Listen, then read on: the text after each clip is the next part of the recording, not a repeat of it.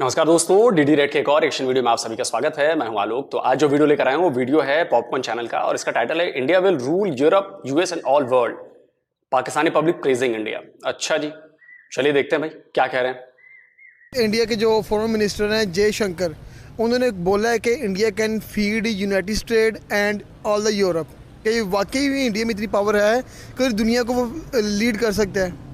यार देखा जाए इंडिया की बिजनेस इकॉनमी और बिजनेस हब के बारे में अगर हम इंडिया का कंपैरिजन करें तो इंडिया बोल सकता है। और जयशंकर जो बात किया ना, उसने बहुत ही अच्छी बात की है। उसने एक हिसाब का अपने इंडिया को उसने अच्छा रिप्रेजेंट करवा दिया है। उसने यूएस की बात की। यूएस छोड़ो यार, एक इंडिया ब्रदर एक ऐसा मुल्क है जो पूरी दुनिया को भी प्रोवाइड कर सकता है और उनके पास चीज़ें अब ख़त्म नहीं होगी।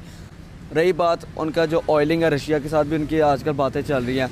और दूसरी बात उनका ना यार, काफ़ी उन लोगों ने इतनी तरक्की कर लिया कि वो पाकिस्तान को कुछ समझते भी नहीं है। बिल्कुल ठीक कह रहा है वो, क्योंकि जितना बड़ा मुल्क है इंडिया, जितनी ज़्यादा उनकी एग्रीकल्चर सेक्टर है, वो ऑब्वियसली बात है, वो करवा सकता है ये सब कुछ चीज़ें। आपका क्या ख्याल है इस पर? सर देखिए ना, इतना बड़ा मुल्क है, उनके पास इतनी फसलें हैं कि हम वो वाकई उनको बैठा के खिला सकते हैं, इसमें कोई झूठ नहीं है। तो पाकिस्तान उनके साथ क्यों नहीं ऐसे रिलेशन बनाता जिससे हमें फ़ायदा हो? हमें खुद खाने को नहीं मिलता, हमने किसी को क्या देना है? क्या हो गया यार? देखिए ना, जितना जितना पंजाब है ना उनका, उतना तो मेरे ख्याल से पाकिस्तान है। तो उनके पंजाब सेक्टर में मेरे ख्याल से सबसे ज़्यादा एग्रीकल्चर जो फील्ड है वहीं पे होती है, तो उनको तो बड़ा बेनिफिट है उस चीज़ का।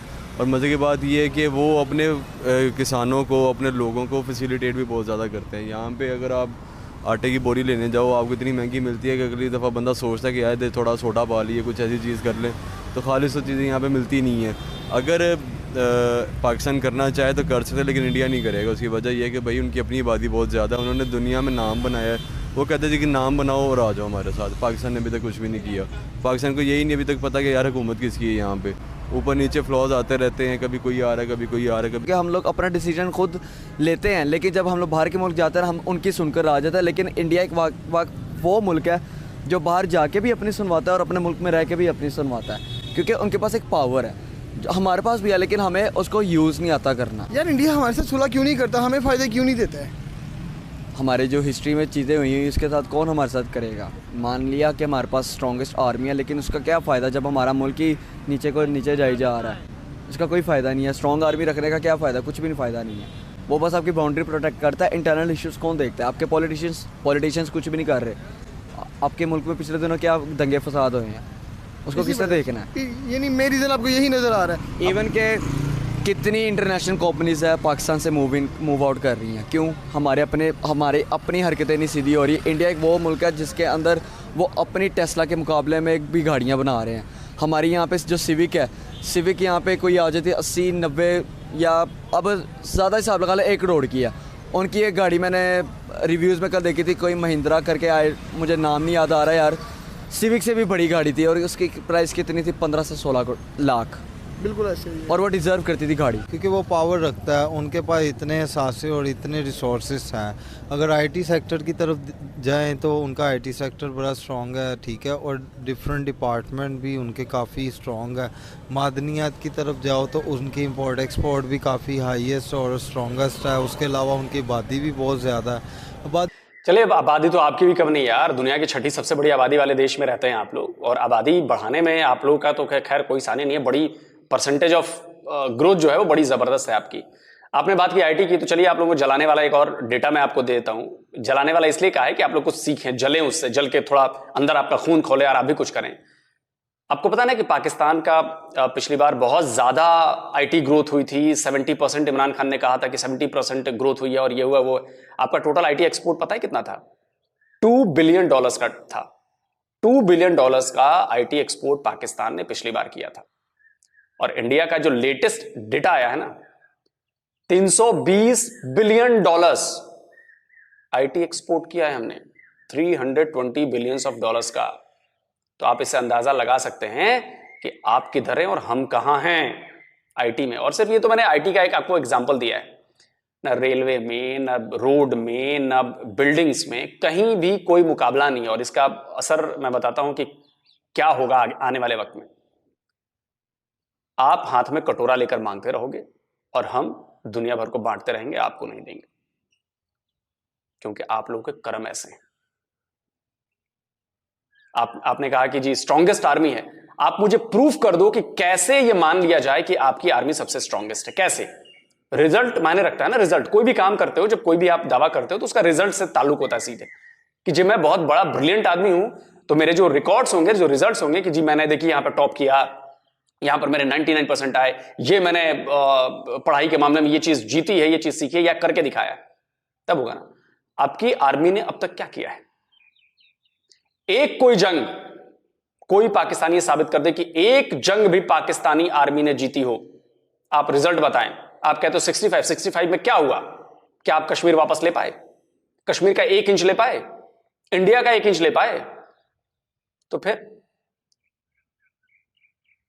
47 में क्या हुआ? 71 में तो अपना आधा मुल्क गवा बैठे आप अपनी लड़ाई के चक्कर में, और आप कहते हो आपकी सबसे स्ट्रांगेस्ट आर्मी। अगर स्ट्रांगेस्ट आर्मी होती तो 93,000 पाकिस्तानी, छोड़ो वैसे शब्द में बोलना नहीं चाहता, जवानों ने अपने ऑफिसर्स के साथ, जनरल के साथ सरेंडर क्यों किया? अगर स्ट्रांगेस्ट होती तो। वर्ल्ड वॉर 2 के बाद वर्ल्ड रिकॉर्ड है आपकी सेना का सरेंडर करने के मामले में, 93,000, भूलो मत। स्ट्रांगेस्ट आर्मी होती तो सियाचिन अपने हाथ से जाने से रोक लेती। स्ट्रांगेस्ट आर्मी होती तो करगिल में पीछे न भागना होता।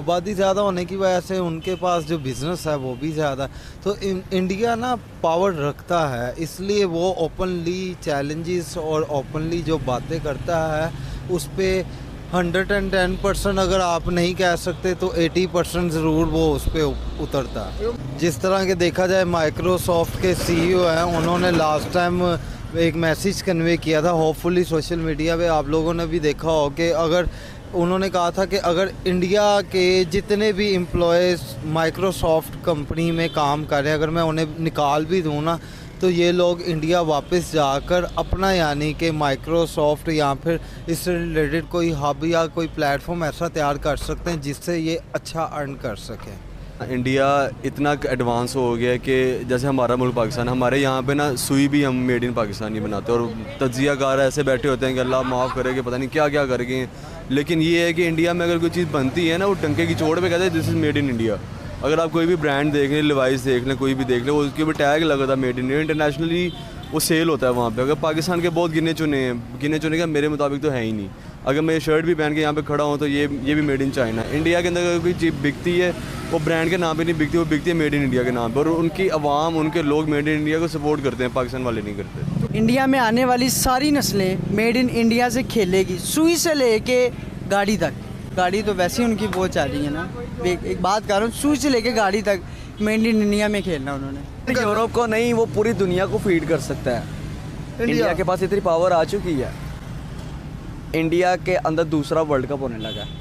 क्यों? क्योंकि उन लोगों ने अपना इंटरनेशनली लेवल बहुत अच्छा रखा हुआ है।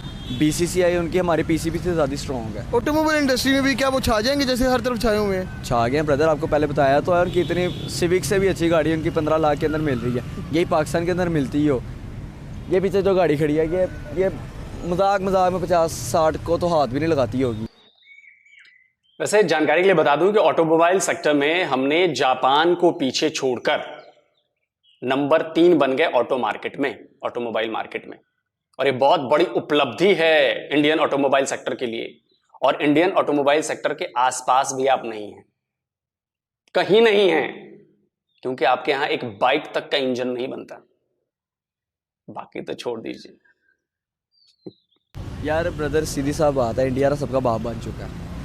उसको हराने के लिए ना हमें इंडिया समझ लें हमारे से 10 से 20 साल आगे चला गया।